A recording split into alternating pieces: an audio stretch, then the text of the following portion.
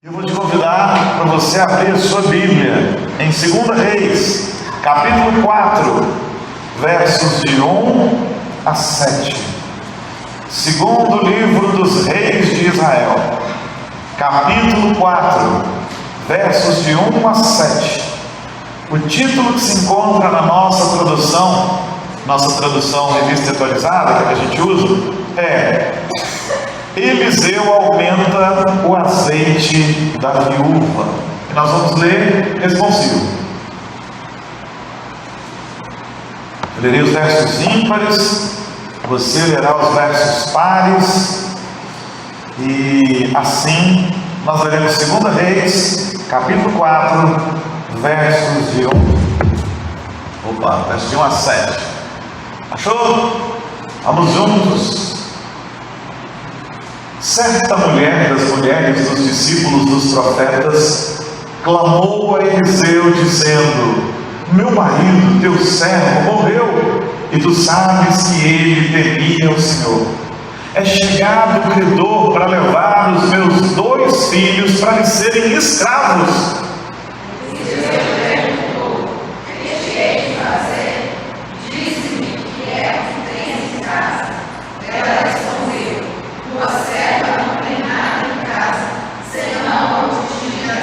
Então disse ele: vai, pede emprestadas vasilhas a todos os teus vizinhos, vasilhas vazias, não poucas. Então entra e fecha a porta sobre ti e sobre teus filhos, e deita o teu azeite de todas aquelas vasilhas, põe a parte para que estiver cheia. Partiu, pois, dele e fechou a porta sobre si e sobre seus filhos. Estes lhe chegavam as vasilhas e ela as enchia. Cheia as vasilhas, disse ela, não se desvie. Cheia minha vasilha. Mas ele respondeu: não há mais vasilha nenhuma. E o azeite parou. Então foi ela e fez saber ao homem de Deus, e ele disse: vai, vende o azeite e paga a tua dívida, e tu e teus filhos vivei do resto. E tu e teus filhos vivei do resto. Eu tenho um tema que eu gostaria de trabalhar com vocês nessa noite. E o tema é: quando os problemas nos assaltam, o que fazer? Quando os problemas nos assaltam, o que fazer? E eles nos assaltam constantemente, não é verdade? Quem não tem problemas? Todos nós temos problemas. Mas quando eles vêm, o que fazer? Gente, todo mundo tem problema. É um que está doente, é outro que está com problema financeiro, é outro que está com problema de relacionamento, é um que está com problema na escola. A gente sempre tem um probleminha para resolver. Deve ser para a gente não ficar acomodado, né? Ficar, está tudo bom demais, não preciso de mais nada. A gente sempre precisa de algo, e há sempre problemas para resolver. Não porque haja prazer de Deus nos problemas, mas por causa do pecado original.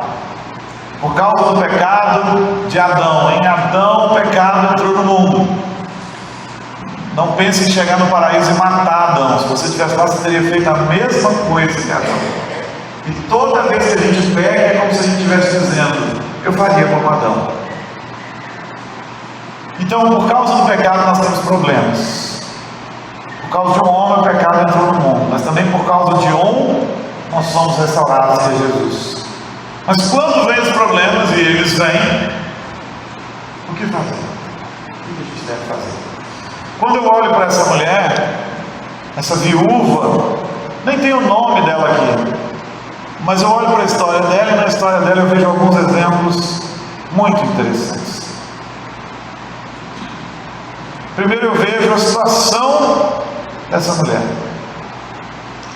E a situação dela,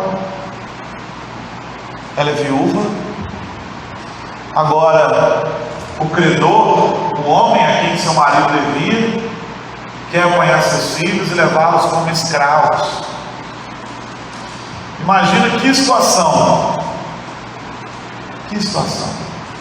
A viúva não tinha tanto amparo assim em Israel. Ela ia ficar dependente da caridade. É disso que ela dependia, da caridade. Mas seu marido tinha deixado dívida e havia morrido. A morte é um negócio que a gente não espera, é um intruso terrível, né? Seu marido havia morrido e agora o credor não queria nem saber. Se a senhora não tem com quem pagar, leva os seus filhos. Agora ele ia ficar viúva e absolutamente desamparada, porque a ideia é que seus filhos fossem filhos pequenos. E ela ia ficar sem filhos. Quem cuidaria dela? Quando o marido faltava, naquela cultura, os filhos cuidavam da viúva, mas ela ia ficar sem filhos para poder cuidar dela no futuro. Para agravar mais a situação, e talvez, quem sabe, ela entrar em crise existencial, depressão ou o que seja, você olha para o texto e vê que ela era esposa de um dos discípulos dos profetas. E quando ela procura o profeta do Senhor, que é Eliseu, ela fala algo interessante. Meu marido era teu servo, morreu. E o senhor sabe, né? Ele era um cara crente mesmo. Cara crente. Ele temia o Senhor. E é verdade que Eliseu não retruca dizendo nada. Seu marido é de ninguém. Se ele não contradiz a mulher, porque isso era verdade. Agora imagina para onde isso poderia ter parado. Se fosse a cabeça de muitos crentes modernos, onde que isso ia parar? A viúva ia olhar para a situação e falar: meu marido, discípulo dos profetas, servo fiel de Deus, um homem crente, acabou tendo que fazer uma dívida, morreu, eu fiquei viúva, quero levar os meus filhos. Se fosse muitos dos crentes modernos, ele ia dizer assim: Deus existe, estou decepcionado com Deus, vou largar a igreja. E talvez ele encontrasse um irmão mais infeliz que dissesse assim: o negócio está feio, você deve estar em pecado, hein? Para chegar numa situação dessa, você deve estar com um pecado muito sério. E tudo isso está errado. E essa mulher não faz isso. Apesar de estar viúva, endividada, prestes a perder seu filho, essa mulher vai buscar no lugar certo e a pessoa certa. Às vezes esse é o grande problema. Você já tem problemas e ainda vai buscar no lugar errado e com a pessoa errada. Vou te dar um exemplo. Você tem um problema conjugal, aí você vai abrir o coração com alguém que já está com um casamento pior do que o seu. Que conselho ele pode te dar? O conselho vai ser: larga essa pessoa, vai viver sua vida. Isso é um conselho lá de fora. Tem cada conselho, né, que as pessoas podem dar lá fora. Você tem que saber onde buscar, em quem buscar. Em quem buscar. Tem conselhos que são absurdos.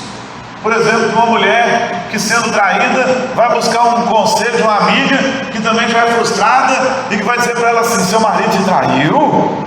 Traiu também. Como é que é o ditado popular? Chumbo trocado não dói, mas dói.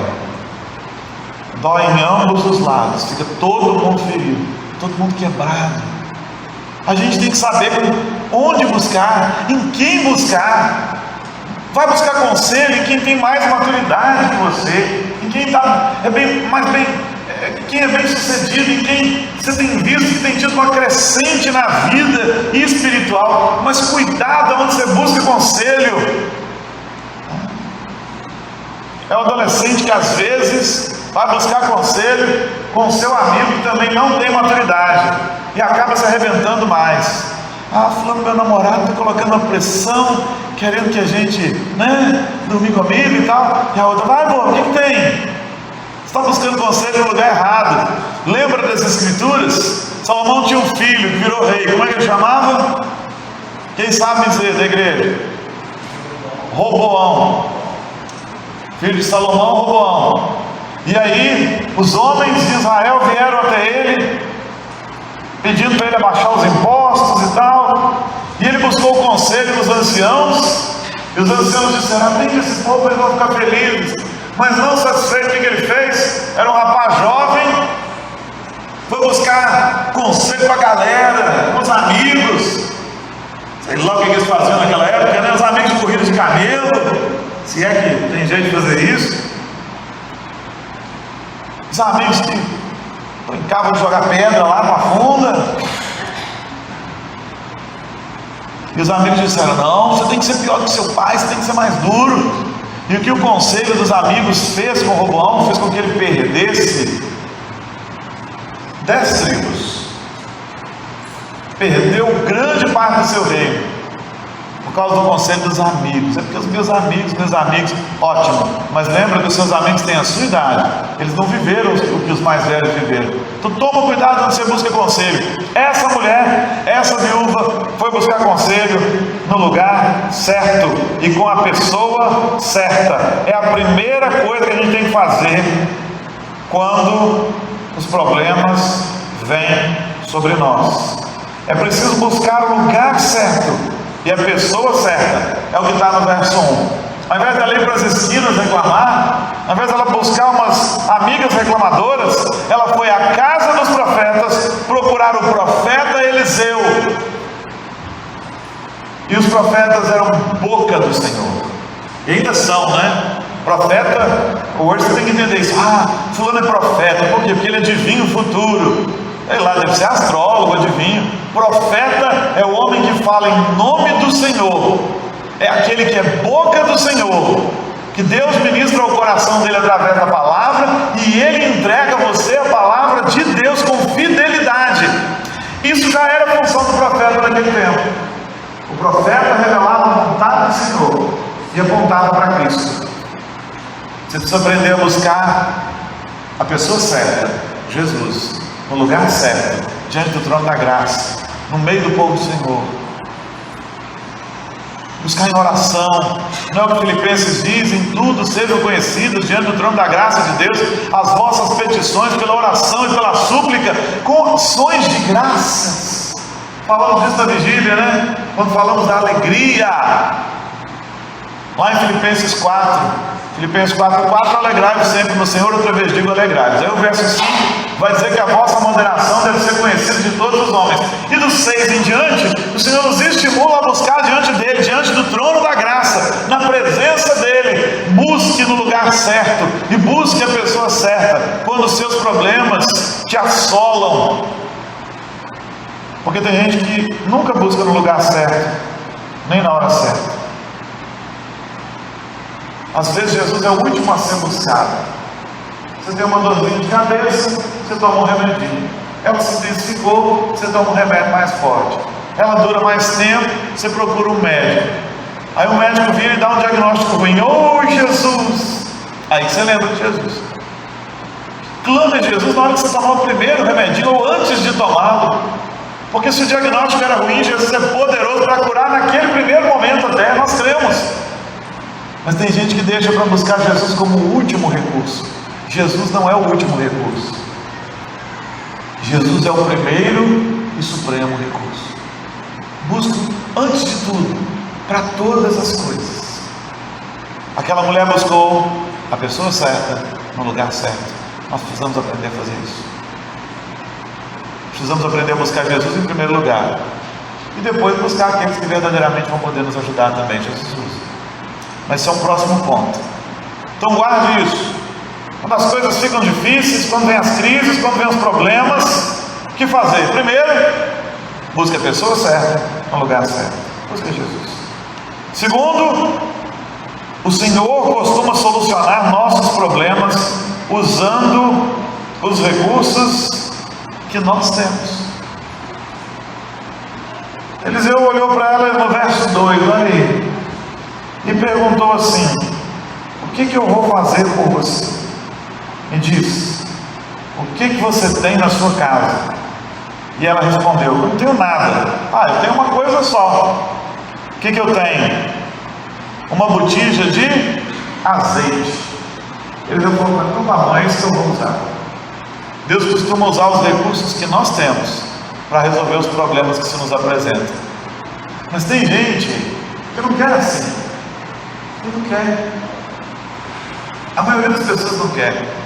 Por exemplo, quando a gente tem um problema financeiro, a receita é fácil. Tem que começar a gastar menos do que deve, equacionar as finanças, pedir a bênção do Senhor e pagar. Mas a maioria das pessoas não quer isso.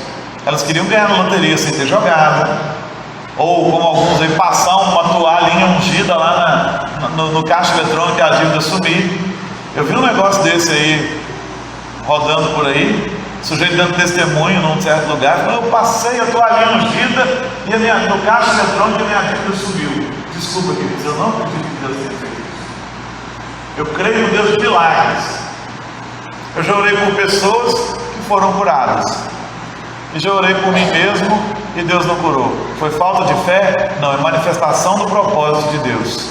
Ele quer manifestar a glória dele curando pessoas pelas quais a gente orou, e até o momento ele quer me usar, me deixando do jeito que eu estou. Amém.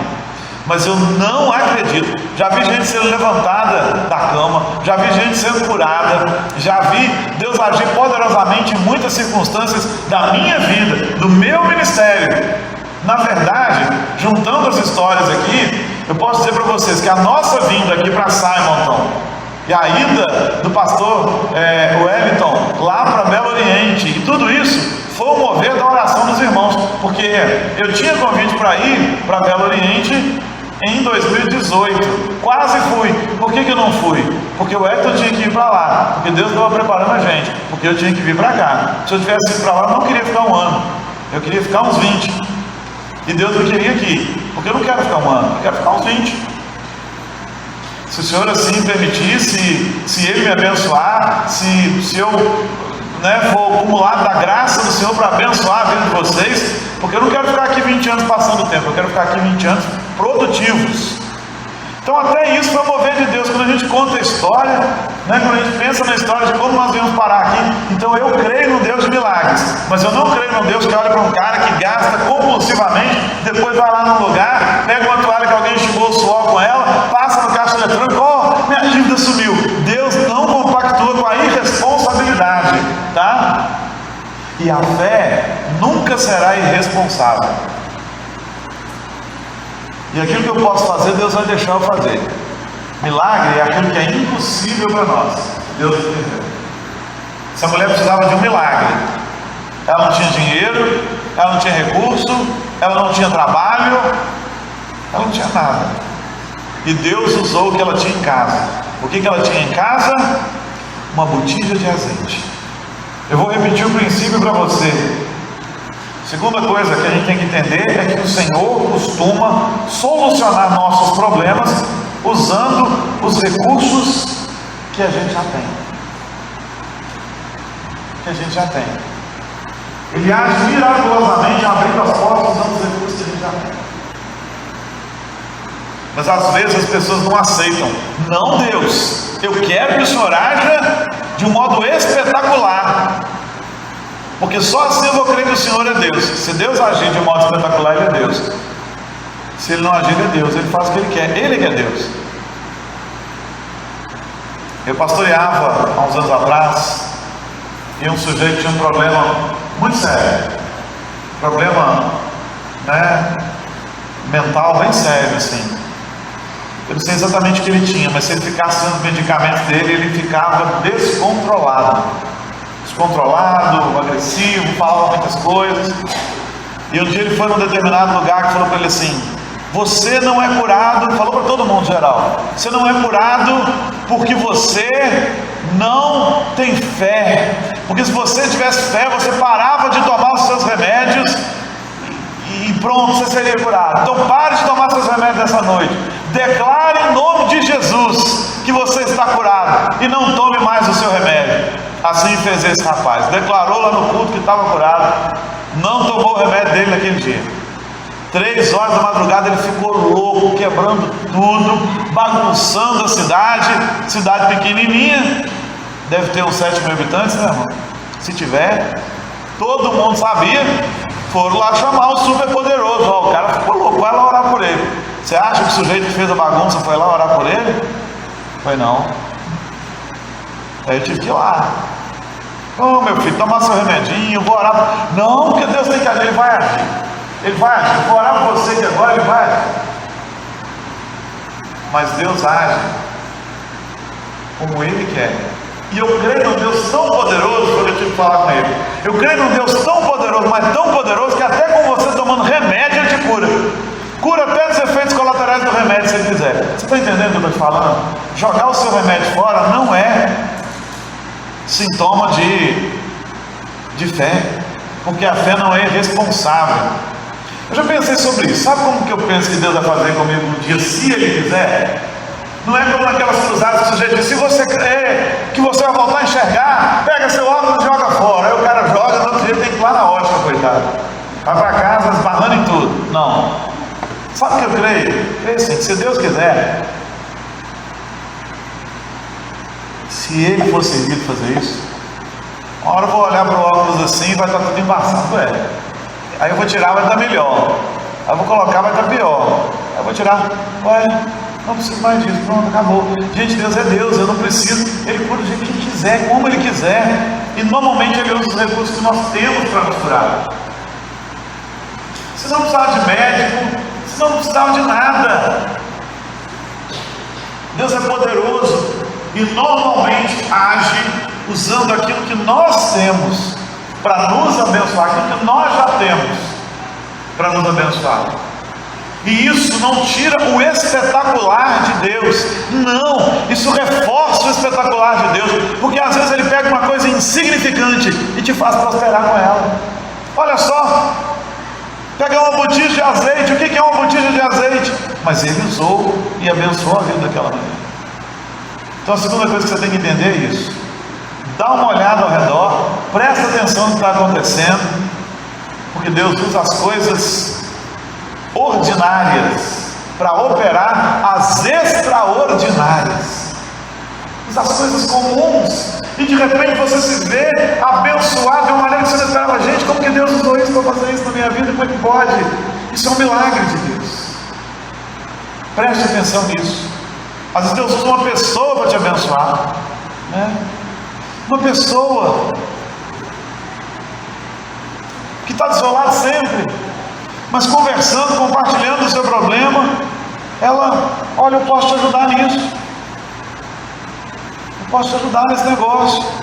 E Deus usou um momento ordinário para operar algo extraordinário, e nós precisamos entender isso. Terceira coisa que a gente precisa entender é que às vezes Deus requer que peçamos a ajuda do próximo. Verso 3. É isso mesmo. Então disse ele: vai, pede emprestadas vasilhas a todos os teus vizinhos. Vasilhas vazias, não poucas, pede muitas. Puxa vida, eu venho pedir a ajuda do profeta, ele me pergunta o que eu tenho em casa, me manda para casa e me manda ainda pedir vasilha para os vizinhos. E eu vou ter que ficar contando para o vizinho: escuta, para que você quer vasilha? Não, porque o profeta pediu para eu pegar. Por quê? Não, porque eu estou nessa situação, né, e tal. Às vezes você tem vergonha de compartilhar um problema com o seu irmão, e é exatamente isso que fecha a porta da bênção na sua casa, na sua vida. É exatamente isso. Gente, ninguém adivinha o que você está passando se você não compartilhar. E às vezes você fica magoado: eu fiquei doente, ninguém soube. Eu passei por aperto, ninguém me ajudou, mas é porque ninguém soube. Muitas vezes Deus quer que você compartilhe, claro, com aquela pessoa mais madura, a pessoa certa, no lugar certo. Mas Deus quer que você compartilhe com Ele, Jesus, diante do trono da graça, mas muitas vezes com o seu irmão. Seu irmão não sabe que você está passando mal. Como que ele vai orar por você? Seu irmão não sabe que você está doente. Como que ele vai propor: vou lá na sua casa te ajudar? Porque às vezes é uma pequena coisa, né? A irmã está doente, apertada, vira uma outra e fala: eu vou lá te ajudar na limpeza dessa casa essa semana. A irmã fica feliz. Mas como ela vai saber? Ou é aquela menina que não casa, já está lá com seus não sei quantos anos, aborrecida com Deus: Senhor, o Senhor não me deu um casamento. Mas você contou para alguém que você queria casar? Porque os meninos também não estão adivinhando, não. Na verdade, hoje em dia a gente está ficando constrangido. Porque quando eu namorava antes do casamento, Fui eu quem corri atrás da Giane. Hoje está ficando sem graça. As meninas não estão deixando nem a gente correr atrás delas mais não. Eu dei aula numa escola estadual, as meninas estavam penduradas no pescoço dos meninos. Cheguei e falei, cara, ajuda aí, você não pode ficar, né, pendurado dessa menina assim, agarrando essa menina no pátio, não. Não, pastor, elas é que penduram na gente. Eu fiquei até sem graça hoje com aquela menina que chegou e pendurou. E eu comecei a observar do pátio, do segundo andar, lá no primeiro, as meninas estavam mesmo. Aí fica sem graça, coitados rapazes, estão ficando até tímidos. A menina não conta para ninguém e quer que a gente adivinhe que ela quer casar. Conta para mim, minha filha, eu gosto de casar. Eu vou compartilhar com a menina, viu? Né? Aquela menina ali é bênção, viu? Vamos lá, chega lá, rapaz. Né? Conta pra gente, a gente precisa saber. Então, às vezes o orgulho é tão pesado, né? Um dia uma menina da igreja falou assim: ah, pastor, como é que eu vou namorar na igreja? Não tem nenhum rapaz aqui nessa igreja. Aí eu apontei para onde estava vindo lá, um menino que é uma bênção, ainda está solteiro, um rapaz abençoadíssimo. Vou trazer ele aqui, não sei se tem algum irmão precisando, né? Mas o menino é bom, é um diácono excelente, um exímio instrumentista, um homem de Deus. Eu falei, lá, ali ó, irmão fulano, vou falar o nome agora, mas os meninos vão ficar, quando ele vier, deixa. Não, irmão fulano está ali. Ela, mas esse não. Eu falei, eu sei por quê. Porque você não acha ele fisicamente bonito. Só que eu quero te dizer o seguinte, agora você tem 20 e poucos anos. Você acha esse menino impróprio para você porque ele não tem a beleza física que você queria. Mas eu quero te dizer que quando você tiver 45, você vai procurar no seu marido as qualidades desse irmão ali e você não vai ter.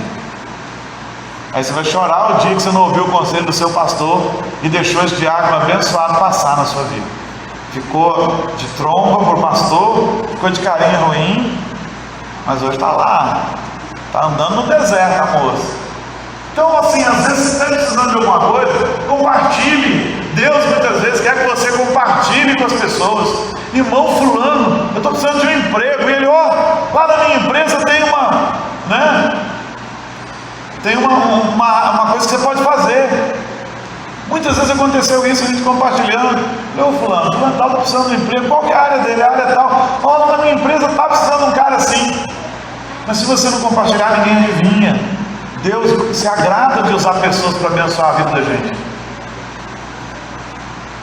Mas às vezes a gente tem vergonha de compartilhar com os outros. Só compartilha. Só compartilha. Sabe por quê? Se o teu irmão não puder te ajudar naquele momento, ele vai te ajudar já orando a partir daquele momento. Já é grande coisa. Já é muita coisa. Deus muitas vezes quer usar outras pessoas. No caso dessa mulher, o Senhor quis usar os vizinhos. E usou. Pede vasilhas, não poucas. A quarta coisa que você precisa entender quando vem essa crise, essa dificuldade, é que as maiores maravilhas de Deus costumam acontecer em secreto. As maiores maravilhas de Deus não acontecem no show, não acontecem no espetáculo, mas costumam acontecer lá no recôndito, lá no cantinho da sua casa. Então a mulher foi, fechou a porta atrás de si, começou a virar o azeite nas vasilhas. Ninguém viu esse milagre acontecer. Ninguém viu. Foi lá na casinha dela, no barraco dela. Porque se era viúva, estava, né, de repente era um barraquinho para os móveis dela, ou da tenda dela, mas ela estava dentro da casa dela. Ela fechou a porta e o milagre de Deus começou a acontecer na vida dela. Às vezes você quer ver o show e Jesus não está preocupado em fazer show. Já fui nas grandes cruzadas, muitas grandes cruzadas, onde eu não vi acontecer muitas coisas que eu vi acontecer na vida de muita gente. Você acha que a gente não crê em milagre, não? Eu pastoreei um casal que a mulher não podia ter filhos e o homem não podia ter filhos. 12 anos fazendo tratamento, querendo ter filhos. Os dois tinham problema com esse negócio. 12 anos, até que eles desistiram e falaram: se Deus não quiser dar filho pra gente, Ele não dá. tudo bem. Aí nós começamos a orar por eles. Gente, eles têm 2 milagres agora, 2 filhos, quando eles já não pensavam mais, quando eles já não faziam mais tratamento, quando eles não queriam mais fazer nada. E sabe o que eles têm hoje? Tem 2 meninos lindos, sem espetáculo, sem show, sem tudo, né? As pessoas vão sabendo. Grandes coisas o Senhor Deus realiza nas nossas vidas. Quando nós cumprimos aquilo que Jesus falou, entra no teu quarto, fecha a tua porta e fala com teu pai em secreto, e teu pai que vem em secreto te recompensará. Quantas vezes eu precisava de resposta de Deus para a minha vida, para o ministério, para tanta coisa, e eu não conseguia encontrar, e era nas madrugadas que Deus falava poderosamente. Eu acordava e Deus trazia a resposta, eu ficava, meu Deus, como eu não pensei isso, meu Deus, o Senhor fala com a gente poderosamente no secreto. Eu não preciso fazer show, nós podemos orar por você e Deus operar das suas maravilhas, e não precisa haver indução psicológica, aquela música que deixa o pessoal em transe, aquele negócio todo. Deus é Deus, Ele não precisa de métodos humanos. Normalmente Deus opera as grandes coisas da sua vida no secreto. Depois, se você quiser contar para a gente, amém, a gente fica feliz de ouvir, mas entenda isso. Você não precisa ir para uma mega igreja, não precisa ir numa grande cruzada, não precisa viajar quilômetros até uma cidade onde estão dizendo que fulano opera poderosamente. Eu quero te dizer o seguinte: se você vier dominicalmente para a sua igreja, aqui para Simonton, crendo que Deus opera, exercendo fé, Ele vai operar aqui tão poderosamente quanto você pensa que Ele opera numa grande cruzada. Sabe por que às vezes muitas coisas acontecem em grandes cruzadas, grandes eventos? Porque as pessoas te condicionam para isso. Venha para aquele evento poderoso, venha para aquele... Aí você vai com muita fé, e Deus honra a sua fé ali, Deus te abençoa. Se você vier para a sua igreja todo domingo, crendo que Deus é poderoso para agir em qualquer lugar, sabe o que acontece? Você verá as grandes coisas de Deus acontecerem aqui, nesse lugar. Venha com a expectativa de que Deus fará grandes coisas todos os dias que você vier para a igreja, porque Ele faz aqui. Ele é Deus. Ele não depende de uma grande estrutura, de uma grande aparelhagem de som, de um grande evento para realizar as suas maravilhas. Ele é Deus. Ele opera num grande evento, Ele opera aqui, Ele opera no seu quarto, Ele opera lá na roça, no meio do mato. Como um irmão que eu conheci, que quando creu no Evangelho, não tinha escola na sua cidade. Eu conheci esse homem, foi presbítero. Não tinha escola, a escola era longe, era difícil. Num tempo em que o pai põe o menino na escola e fala: meu filho, você já sabe fazer conta? Sei. Você já sabe ler? Sei. Então pode voltar para casa, volta para a enxada que você já sabe o que você precisa saber. E a maioria deles não estudava há muito tempo, e ele não estudou foi nada. Mas ele creu no Senhor Jesus, e aí ficou pior ainda a sua situação, porque agora a família também não queria ajudá-lo em nada. E um dia, chorando lá no meio do mato, ele dizia: Senhor, eu queria ler pelo menos para ler a Bíblia. E o Senhor lhe abriu os olhos miraculosamente, e ele começou a ler as Escrituras e nunca mais parou de ler. Eu conheci, eu ouvi dirigindo reuniões de oração, um homem que falava com uma piedade, uma calma. Eu reconheço que na minha imaturidade, nas primeiras vezes, eu não tinha paciência de ouvi-lo. Até que um dia o Espírito Santo me cobrou e falou: rapaz, eu falo por boca desse homem também. E eu parei para prestar atenção, e a palavra dele era maravilhosa. Deus opera lá onde você nem imagina, com você sozinho. Deus é Deus. E normalmente Ele gosta de fazer as suas coisas no particular, tratando com você particularmente. Você não precisa esperar um grande dia em que alguém vai realizar um grande evento para que Deus opere grandes coisas na sua vida, resolvendo seu problema. Você pode se curvar diante dele agora e Ele vai resolver também. Não tenho nada contra grandes eventos, até se a gente puder a gente faz, nada contra, até gosto, muito. Mas eu estou dizendo que você não precisa esperar isso para que Deus realize grandes coisas na sua vida. Normalmente os grandes milagres da nossa vida acontecem lá no secreto, lá no nosso quartinho. Outra coisa que você precisa entender: atenda à voz do Senhor, porque isso é imprescindível. O que o verso 5 nos diz? Partiu, pois, ela, fechou a porta sobre si e sobre seus filhos. Estes lhe chegavam as vasilhas e ela as enchia. Gente, obedecer à voz de Deus, o mandato de Deus é impressionante. Atender à voz de Deus é imprescindível. Mas muita gente não quer atender à voz de Deus. Como vou resolver esse problema, Senhor? Aí o Senhor te dá a resposta: eu não quero. E como que o Senhor fala, pastor? Através da Bíblia. Eu tenho um problema de relacionamento com meu pai. A Bíblia diz: honra teu pai. Não quero, ele não merece. Aí você nunca resolve o problema com seu pai. Você tem um problema com seu filho é insubordinado. Aí a Bíblia diz: repreende, exorta, se preciso for, usa a vara. Não, porque os psicólogos disseram, que as pessoas disseram, e aí você não faz, e aí você nunca resolve o problema da sua casa, porque você não ouviu a voz do Senhor. O profeta disse: vai, volta para casa, pede as vasilhas, fecha a porta, vira essa botija nas vasilhas, e Deus operou milagre. Mas aí Deus diz: vai, repreende seu menino, corrige os moleques, dá umas paradas dele se ele não puder te ouvir. Você: não, esse método é muito bruto, muito arcaico. Aí as suas famílias estão todas dentro do buraco.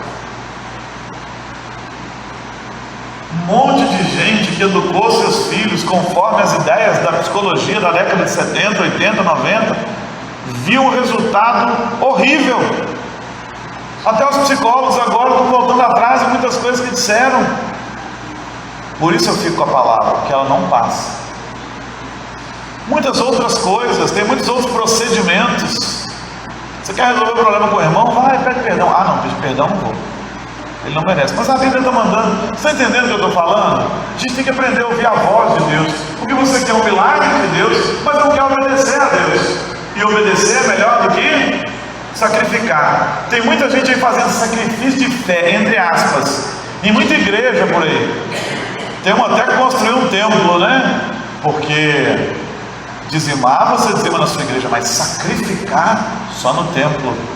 Você não precisa fazer mais sacrifício, querido. Jesus já pagou todo o sacrifício. Aliás, ele nem quer seu sacrifício. Ele só quer que obedeçamos a palavra dele, porque obedecer é melhor que sacrificar. Então, obedecer a voz de Deus é imprescindível para a gente sair da crise, para a gente sair dos dias difíceis. Vamos obedecer. E o outro ponto é: a abundância de Deus virá na proporção em que nos prepararmos para ela. Por quê? Porque cheias as vasilhas, a mulher disse: tragam mais vasilhas. E os meninos disseram: acabou as vasilhas, mamãe, não tem mais vasilha. Verso 6. Então o azeite parou.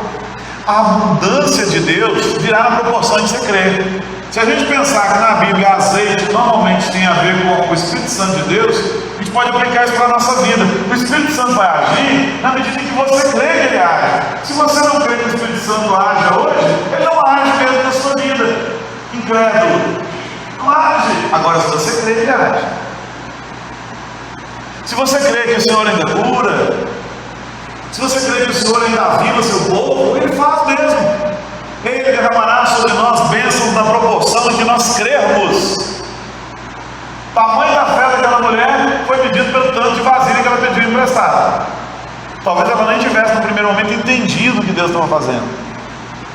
Acabou a vasilha, acabou o azeite. Deus não ia jogar azeite fora. Nosso Deus não é Deus de desperdício, mesmo quando Ele faz milagres, né? Acho muito interessante a multiplicação dos pães e peixes. Então, tinham 5 pães, 2 peixes, e Jesus alimentou uma multidão enorme. Não vou fazer as contas hoje. Quando terminou, sobrou. O que Jesus mandou fazer? Recolher. Ele falou assim: joga isso fora, multipliquei outro dia, multiplico de novo a hora que eu quiser. Não, recolham, guardem.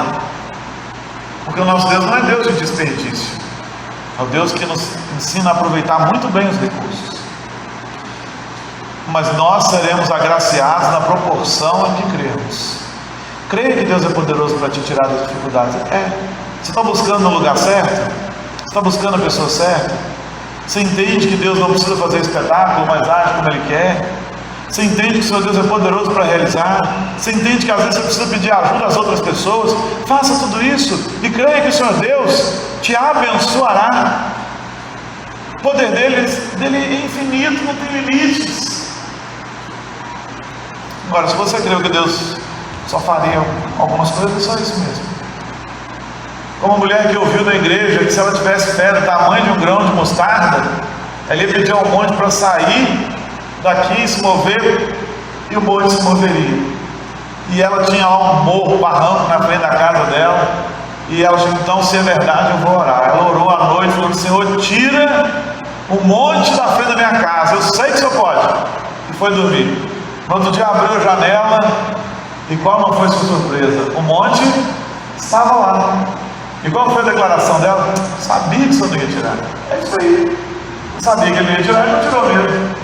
Até porque o princípio não é, Jesus não está dizendo para a gente sair movendo um monte daqui para lá. Senão vão até nos levar para vale, né? Para sair removendo um monte lá, aquele negócio. Move esse monte para cá para ficar mais fácil de minerar. O que Jesus está nos mostrando é quão pequena é a nossa fé. Ele está dizendo: se a sua fé fosse do tamanhozinho de um pequeno grão de mostarda, você moveria montes, mas sua fé não chega a isso. E é por isso que nós não somos salvos pelas nossas obras, mas é graça de Deus, mediante a fé. E nem isso vem de nós, é dom de Deus, para ninguém se gloriar, porque a fé salvadora tem que vir de Deus, porque nós não temos fé nem no tamanhozinho de um grão de mostarda. É isso que Jesus está ensinando no texto. Ele não está ensinando que você vai sair por aí movendo um monte daqui para lá. Mas entenda, as coisas acontecerão na proporção que você crê. E por fim, após receber a bênção, continue sob a orientação do Senhor. Depois que ela terminou de encher aquele monte de vasilha, o que ela fez? Ela olhou para aquilo e falou: e agora? O que eu faço com esse monte de óleo, de azeite? Ela volta no profeta, nós estamos lá no verso 7, que é o último ponto nosso. Ela volta no profeta, conta para o profeta, né, faz saber o que aconteceu, e o que ele diz? Volta, vende, paga a sua dívida e vive do resto. Pronto, acabou. Depois que a gente supera um problema com a graça de Jesus, a gente precisa continuar debaixo da orientação do Senhor Jesus. Mas muita gente não faz isso. Pois que ele recebe a bênção dele, ele deixa o seu fervor para lá e só vai voltar a ser fervoroso e obediente a Deus quando ele tiver de novo um problema. Eu já pastoreei gente assim, crente quebrantado, no louvor, na oração, e aí Deus deu tudo que essa pessoa queria: casamento, estabilidade. Agora ela não tem mais tempo para Jesus. Tá aí. Não é uma nem duas pessoas que eu pastoreei que tive essa experiência, e não são um ou dois que eu conheço, são muitos que vêm, clamam ao Senhor, conseguem aquilo que queriam, e aí acabou o fervor, acabou a oração, acabou o amor, acabou a boca no pó. Como assim? Pode não. Mas é muita gente assim, que só vai voltar quando precisar de novo de uma nova bênção. Está errado. Aquele que quer superar as dificuldades e as crises, faz todo esse processo que a gente explicou e continua debaixo da orientação de Deus, continua buscando do Senhor. Qual que é o processo então, pastor? Chegou a crise? Chegou o problema? O que a gente faz? Primeiro, busca no lugar certo e na pessoa certa. Segundo, entende que o Senhor costuma solucionar os nossos problemas usando recursos que nós temos. Verso 2. Terceiro, às vezes, e na maioria das vezes, Deus quer que peçamos ajuda ao próximo. Verso 3. Quarto passo, quarta coisa para se entender: as maiores maravilhas de Deus costumam acontecer em secreto. Verso 4. Que mais para continuar esse processo? Verso 5: atenda à voz do Senhor. Isso é imprescindível.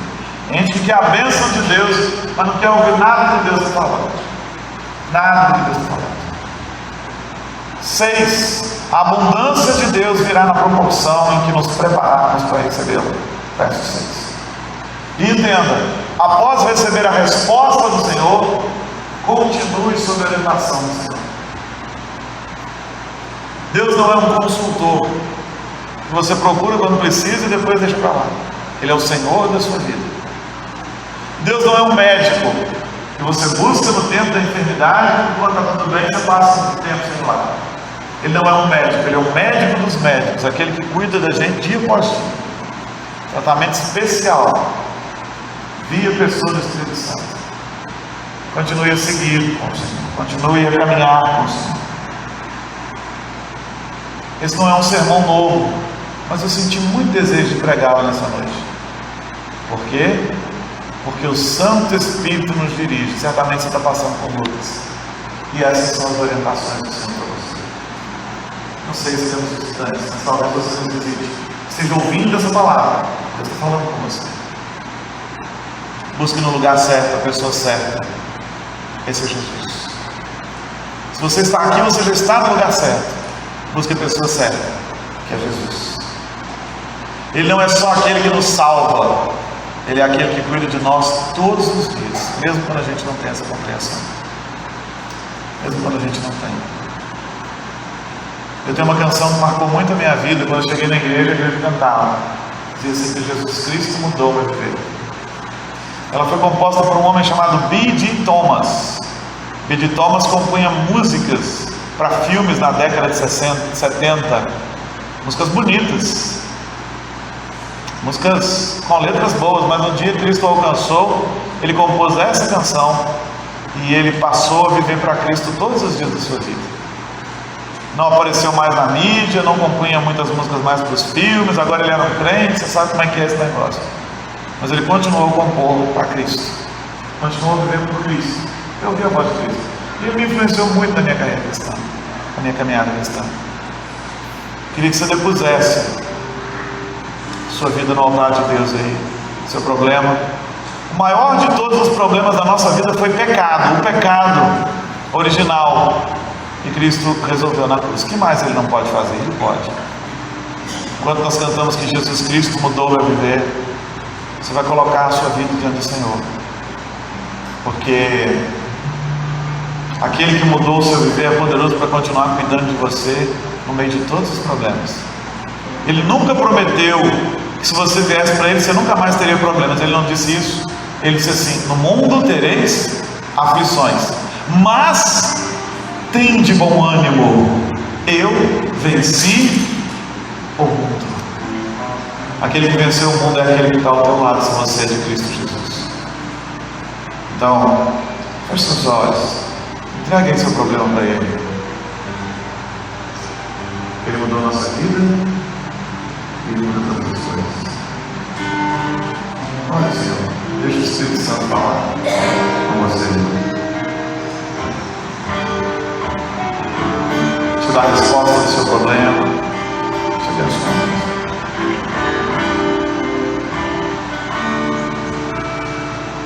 Jesus Cristo mudou o meu viver. Jesus Cristo mudou o meu viver. É a luz que ilumina o meu ser. Se Jesus Cristo